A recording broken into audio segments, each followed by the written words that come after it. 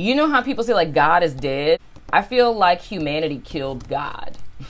It's the reason why things like church, God, you know, anything, Bible, that's the reason why all of these words are trigger words. It's because we've killed them. We've murdered them. How do we do that, you ask? Everything in the 3D realm is a byproduct of the spiritual realm. So what's happening in the ethereal realm, that's what's reality. That's real, right? That is. Everything here is a byproduct of what is. So everything here in this realm is in the process of dying or it's already dead.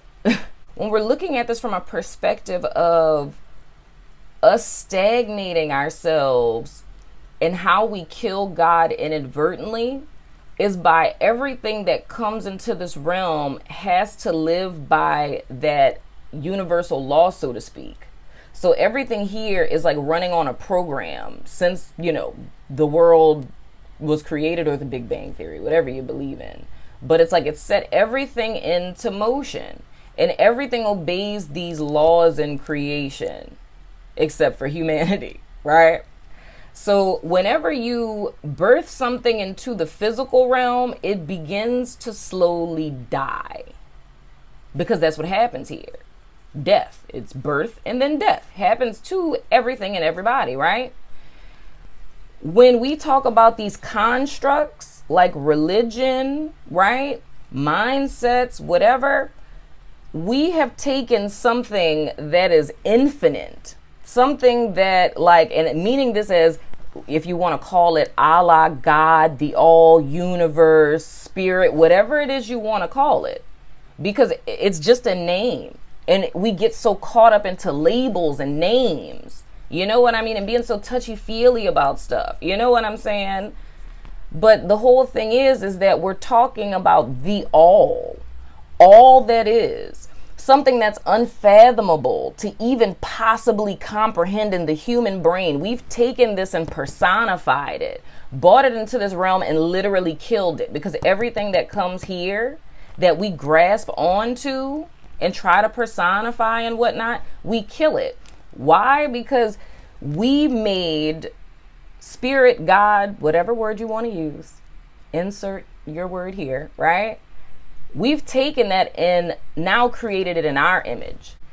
And if we look around mankind as an example, I don't know anyone who would want to be a byproduct of that. So it's like humanity does that with things. We hold on to it.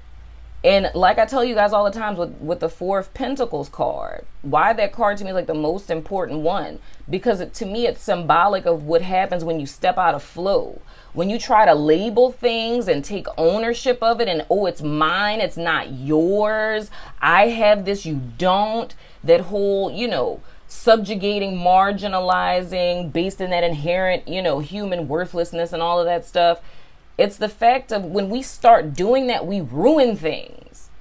When we start trying to build these proverbial towers to try to place ourselves above, right? We ruin things. That's the consistent story of humanity. And it doesn't matter. You can look in the Bible, you can look in Greek mythology, you can look in any discipline, you know? And it's going to be a consistent story of seeing how our own selfishness, our desire to control and have dominion over things that are completely outside of our realm of control is how we continuously destroy the world, each other, ourselves, by stagnating like the Four of Pentacles. Mine. I don't want to let this go. I want to have ownership of this. But the moment that you do that, you're stepping out of flow with spirit, right? And you start to die. Go back to the realm of the unseen, the truth. Because I even see myself here giving so many disclaimers. It makes it so hard for us to even communicate because it's the need to fit into this box to please everyone. We're living in a super sensitive time where everything is extremely offensive to the point that it silences people because you can't win for losing because you're always saying stuff wrong.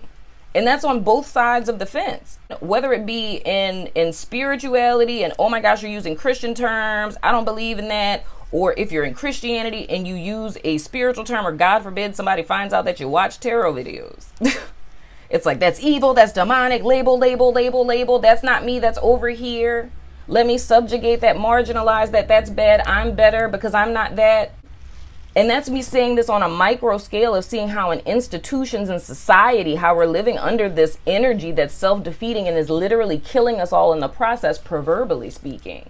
It's killing our souls. It's killing our freedom of choice, of thought, of being, authenticity. Because this, to me, on a micro level, are the social constraints, the limitations, the glass ceilings that are put on all of us, that's telling us who and how we need to be, right? And how we internalize that and start to replicate it in our individual lives. How we really internalize it and start doing it within the self. And we can look at it and say, well, you know, this is projected into this person's reality because it begins with us. But then at the same time, if you look at it even deeper, God created man, creating God. The longer that you stare into the abyss, it begins to stare into you.